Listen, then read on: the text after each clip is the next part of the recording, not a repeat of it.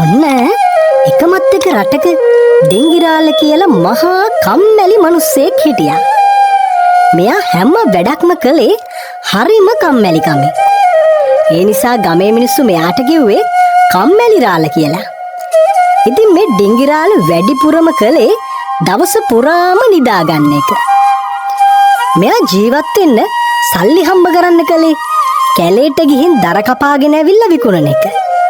ඉතින් මේ ඩිංගිරාල දර කපන්න ගියෙත් මෙයාගේ හාමිනේගෙන් බැනුම් අහන්න තියෙන බයට. ඔන්න දවසක් වෙනද වගේම ඩිංගිරාල දවල් වෙනකම් හීන බලබල නිදාගෙන හිටියා. ඒක දැකපු ඩිංගිරාලගේ හාමිනේ හොඳටම කේන්ති ගිහින් ඩිංගිරාලට බනින්න ගත්තා. අනේ මෙහෙමත් මිනිසෙක් බලනවා දැන් වෙලාව කීයද කියලා. දවල්ට කන වෙලාවත් පහුවෙලා. ඒත් මේ මිනිසයා හොඳට නිදිනේ. අම්මපා මෙහෙමත් කම්මැලි මිනිසෙක්. මේ මිනිසයෝ ඇහුණද? අද දර කපන්න යන්නේ නැද්ද? ගේ හරිය උයන්න හාල්ලටයක් නැහැ. ඔහොම කම්මැලිකමට නිදාගෙන ඉන්නේ නැතුව කීයක් හරි හොයන් එනවාකෝ. අපි කන්නේ මොනවද? අනේ අම්මපා පොදුම වදයන්නේ මේ ගෑණිගෙන් තියෙන්නේ. මං කාදු හීනයක් දැක හිටියේ. රස්ස කෑම කන්න ගියා විතරයි. කොහෙද මේ ගෑණි වැඩෙත් කෑවා. හීන බලම ඉන්නවා. අපිට හරියයි යගේට. මං මොන වරදක් කළාටද අප්පා මේ උදේ පාන්දරම දෙස්තෙන් වල තියන්නේ? උදේ පාන්දර? අනේ නැගිටලා බලනවාකෝ. උදේ පාන්දරද කියලා. කරුමෙට මටම හම්බුණානේ මේ මිනිහව. අයියෝ මං කරපු ලොකුම කරුම ඔහෙව කරකාරට ගත්ත එක. දැන් ඉතින් අර කැලේ බඩ ගාපන්කෝ දර කපන්න. මොන ජීවිතයක්ද අප්පා මේ? ඉක්මනට යනවා මිනිස්සයෝ. මෙතන ලතෙවි ඉන්න නැතුව තවත් යනවා. මේ පේන්නේ නැද්ද? ඔහෙට ඉතින් මම නිදාගෙන ඉන්නවා පේන්න බෑනේ. අනේ මගේ කට මොකට කියනවද මේ මිනිහට? හාමිනේගෙන් හොඳටම බැනුම් අහපු ඩිංගිරාල පොරවකුත් අරගෙන හෙමින් කැලේට යන්න පිටත් වුණා. ඇයි අප්පා මේ මිනිස්සු මෙච්චර දුක් විඳින්නේ හම්බ කරන්න? මොන කර්ම ජීවිතයක්ද? අයියෝ සයියෝ. ඊනේ කන්න හම්බෙනවා වගේ අපිට නිකන් ඉඳන් කන්න හම්බෙනවනම් කොච්චර හොඳද? මටත් එහෙනම් රජෙක් වගේ ඉන්න තිබුණා. වාසනාව තමයි ඉතින්. දුප්පතාට කෝ සැප ලෝකේ. අනේ දුප්පතාට සැප නෑ ලෝකේ. අයියෝ මේ තියන්නේ ගහ. මේක හොඳයි දර ටිකක් කපා ගන්න. මෙහෙම ගහට පොරෝ පහරවල් දෙක තුනක් ගහනකොට ඩිංගිරාලට ඇහුණා ගහ ඇතුලෙන් කවුරු හරි කතා කරනවා වගේ සද්දයක්. එපා මගේ ගහ කපන්න එපා ඩිංගිරාලේ. මගේ ගහ කපන්න එපා. එපා ඩිංගිරාලේ. ඩිංගිරාලේ කවුද මගේ නම කියලා කතා කරේ? කවුද වගේ? මොකද්ද මේ මොකද්ද? කවුද ඔය මොකද්ද මේ ගහසේ නම් කරන්නේ? අනේ ඩිංගිරාලේ මම නිල් භූතයෙක්. මගේ වාසභවන තමයි මේ අවුරුදු 500ක් පරණ ගහ. ඔහේ මේ ගහ කැපුවොත් මට ආයෙත් භූත ලෝකෙට යන්න වෙනවා. ඒ නිසා පින් අයිති වෙයි. මට මගේ වාස භූමිය නැති කරන්න එපා ඩිංගිරාලේ. අනේ නිල් භූතයෝ. ඔහෙගේ මේ වාසභවන වගේ නෙමෙයි මගේ මායියාගේ කට. ආලගම් හතේම උන් දන්නවා මට බනින්න ගත්තම. මං අද දර දෙකක් කපාගෙන නොගියොත් අපේ මායියා මාවද කම්මස් කරයි. අනේ ඩිංගිරාලේ එහෙම කරන්න එපා. ඔහෙට දර ඕනේ නම් මම දර ටිකක් මවලා දෙන්නම්. මට පුළුවන් ඔහෙට එකම එක වරමක් ලබා දෙන්න. ඔහේ වරමට දර ඉල්ලුවොත් මම දර මවන්නම්. හැබැයි ඒ වෙනුවට මගේ මේ වාස භූමිය විනාශ කරන්න එපා. ඒක ඇහුණු ඩිංගිරාල ටිකක් කල්පනා කළා. ඩිංගිරාල කම්මැලියා වුණාට මොලේ පාවිච්චි කරලා මෙහෙම හිතුවා. මේක මට හොඳ අවස්ථාවක්. දෙවියොත් මගේ කීමට හොංකන් දීලාද කොයිද? මේ වෙලාවේ මං දර ටිකක් ඉල්ලුවොත් අද දවසට විතරක් කෑම ගන්න පුළුවන් වෙයි. නිල් බෝතයෙන් අහලා බලන්න ඕනේ. හැමදාම මට කෑම ගෙනල්ලා දෙන්න පුළුවන් වරමක් ගන්න පුළුවන්ද කියලා. මේ බෝතරාලේ මම ඔයගේ මේ ගහ නොකපා ඉන්න. හැබැයි ඔහේ මට පොරොන්දුවක් වෙන්න ඕනේ. හැමදාම අපිට කන්න කෑම ගෙනල්ලා දෙනවා කියලා. අන්න එහෙම වරමක් දෙන්න පුළුවන් නම් විතරක් මම මේ ගහ නොකපා ඉන්න. මොකද කියන්නේ? ඩිංගිරාලේ මට ඒක සුළු වැඩක්. හැබැයි ඩිංගිරාල දෙයක් හොඳට මතක තියාගන්න ඕනේ. ඒ මොකද්ද? කියන්නකෝ බලන්න. ඩිංගිරාලට මම වරමක් දුන්නොත් ඒ වරම ක්‍රියාත්මක වෙන්නේ වෙන කෙනෙක් ඒ ගැන දැනගන්නකම් විතරයි. හැබැයි ඩිංගිරාල වෙන කාට හරි මේ වරම ගැන කිව්වොත් ඒ වරම නැති වෙලා ඒක ටිකක් නරක අතට හැරෙන්න පුළුවන්. ඕක මොකද්ද බූතරාලේ? මට හැමදාම කන්න හම්බෙනවා නම් මම මොකද ලෝක කාටවත් කියන්නේ? බූතරාල මට වරම දෙන්නකෝ. මම බලා ගන්නම්කෝ ඉතුරු ටික. හොඳයි. ඩිංගිරාල මේ ගැන කාටවත් නොකියන තාක්කල් ඩිංගිරාලට හැමදාම මම කෑමම අවලා දෙන්නම්.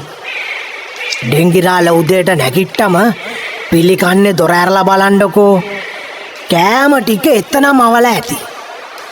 හැබැයි මම කියපු දේ නම් හොඳට මතක තියාගන්න ඕනේ. හොඳයි බූතරාලේ. එහෙනම් මං ගොහින් එන්න.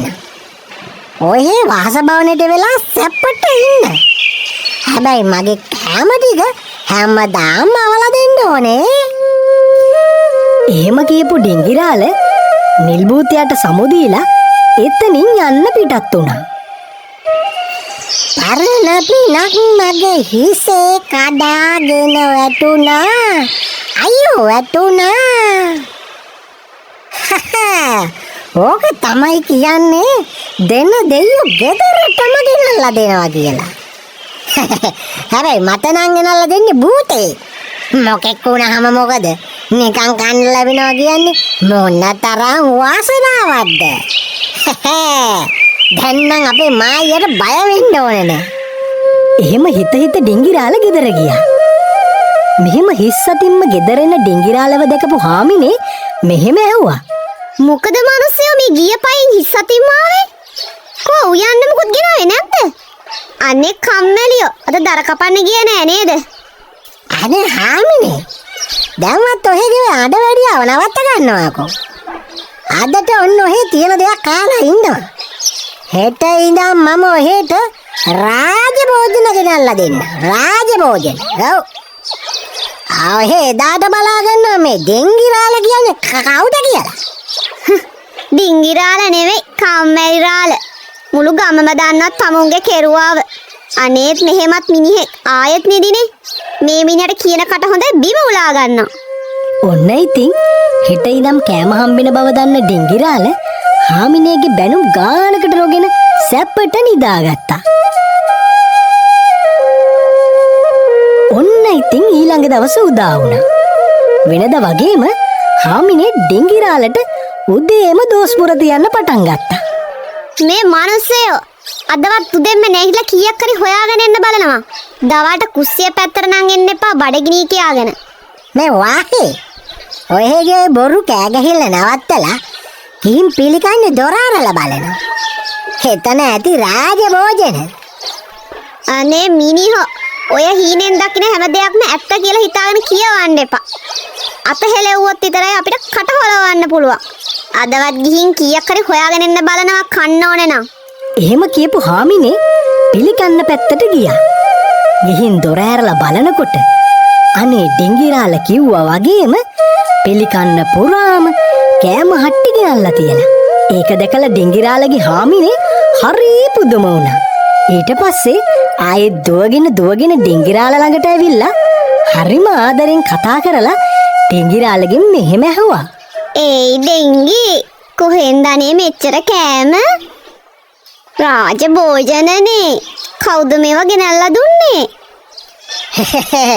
ඔහෙට ඒ පණ්ඩිතකම් වලින් වැඩක් නෑනේ. ආයේ ඔහෙ බත්තම්බ නැහින්න ඕන නෑ. හැමදාම අපිට කන්න කෑම ලැබේ. කතාව එච්චරයි. එතනින් එහාට මගේ මුගුත් අහන්න එපා හොඳේ. ඉතින් ඩිංගිරාලගේ හාමිනේටත් ආයේ බත්තු යෝය කරදර වෙන්න ඕනේ නැති නිසා නිකන් ලැබෙන අස්සයාගේ දත් ගණන් කරන්නේ මොකටද කියලා හිතලා එතනින් එහාට ඩිංගිරාලගේ මුකුත් අහන්න නැතුව හිටියා. ඔන්න ඊට පස්සේ ඩිංගිරාල බලාපොරොත්තු වුණා වගේම වාසනාවන්ත කාලයක් උදා වුණා. හැමදාම උදේට රස්ස කෑම හට්ටි මෙයාලගේ පිළිගන්න මෙවිලා තිබ්බා. ඉතින් ඩිංගිරාලත් හොඳට කාලා බීලා දවස පුරාම හිතේ හැටියට නිදාගත්තා. ඉතින් ඩිංගිරාල මෙහෙම හොඳට කාලා බීලා සැපට ඉන්නවා දැක්ක ගමේ මිනිස්සු ඩිංගිරාලව මුණ ගැහුණු හැම මොහොතෙම මේ ගැන ඇහුවා. ඩිංගිරාලේ මේ අපේ සොරංග යන්නේ. ඔහෙ දැන් දර කපන්න කැලේ පැත්තේ යන්නේ නෑ නේද? හේ කාලා බීලා හොඳ සැපට ඉන්නවා වගේනේ. මොකෝ ඔහෙට හතර මහ නිදානෙවත් පහල වුණාද? අනේ නෑ සුරං අයියේ.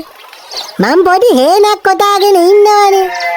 දැන් ඉතින් මට කෑම බීම හේනියක් නෑ. අපේ හැටි අන්දම් කම්මැලිකම නැතුව අතපය හොලවල වැඩක් කරන්න හිතුණා.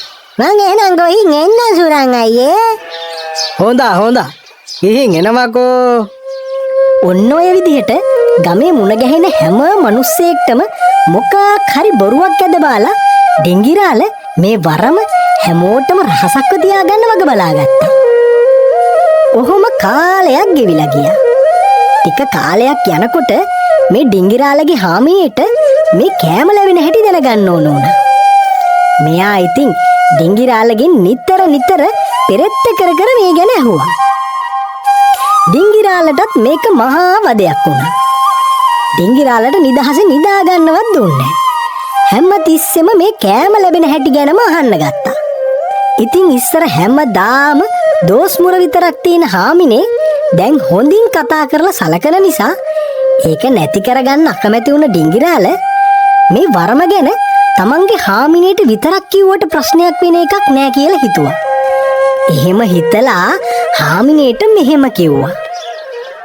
අනේ ඩිංගිරාලේ අදවත් කියන්නකෝ ඔයාට මේ කෑම කොහෙන්ද ලැබෙන්නේ කියලා. මම දැනගත්තට මොකද වෙන්නේ? මම ඔයාගේ හාමිනේනේ. මේ හාමිනේ මං ඔහෙට මේ ගැන කියන්නම්. හැබැයි ඔහේ මේක රහසක් විදියට තියාගන්නවා කියලා මට පොරොන්දු වෙන්න ඕනේ. හරි ඩිංගිරාලේ මං කාටවත් මේ ගැන කියන්නේ. මට විතරක් කියන්නකෝ.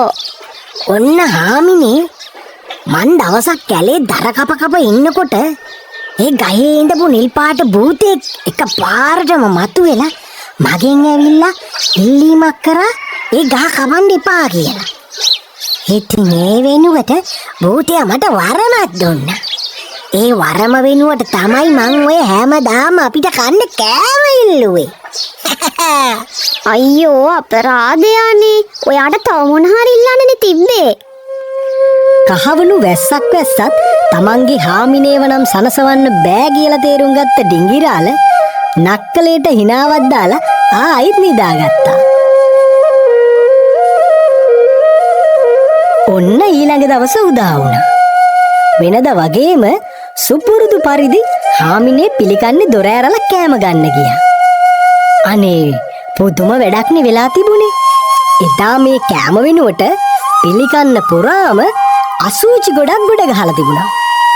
ඒක දැක්ක හාමිනේ බය වෙලා ඩිංගිරාලට කෑ ගහලා කතා කරා. අනේ ඩිංගිරාලේ ඉක්මනට එන්නකෝ. අනේ එන්නකෝ ඉක්මනට. අය මොකද හාමිනේ මොකද වෙලා තියෙන්නේ? මොකද මේ? මං කරගත්ත ගොංකමක් ආවොයි. එහෙම දුවගෙන ආපු ඩිංගිරාල වෙලා තියෙන දේ දැක්ක ගම සිහිය නැතුව ඇදගෙන වැටුණා. ඉතින් ඩිංගිරාල තේරුම් ගත්තා එයා නිල් භූතයා කියපු වචනය කඩ කරපු නිසා තමයි මෙහෙම වුනේ කියලා. ඉතින් ඊට පස්සේ ආයෙත් ඩිංගිරාලට හැමදාම කැලේට දර කපන්න යන්න සිද්ධ වුණා.